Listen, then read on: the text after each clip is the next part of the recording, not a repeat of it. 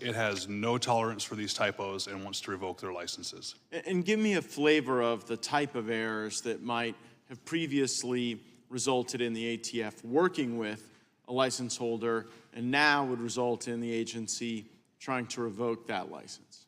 I'd love to give you the examples that fly in the face of what the zero tolerance policy says it is, which is prohibited persons and background checks and things like that. But the problem is my client did none of those things that are even stated in the zero tolerance policy, and they're still falling subject to getting revoked. We can talk about a typo of an abbreviation of somebody's name when they shouldn't have done that. We can talk about accidentally listing United States as the country instead of paying attention to the box saying county, things like that.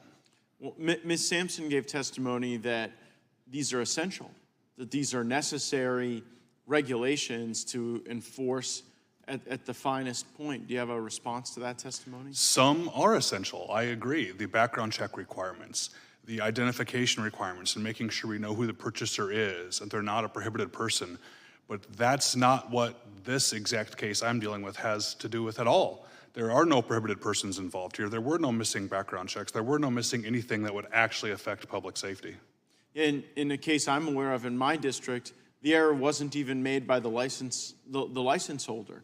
The error was made by the Florida Department of Law Enforcement because they were charged with a certain feature of the background check. And so if a license holder has to rely on a state entity to do some portion of the check and they make an error, that certainly shouldn't result in the license holder experiencing a revocation action, should it? We agree, it should not. And yet, that's the circumstance. And I'm wondering just how you hear that testimony, Mr. Cummins, as you deal with representing a family that's dealt with such loss at the hands of such a grave error. Does the hypocrisy not ring pretty loud? Look, I've been on all sides of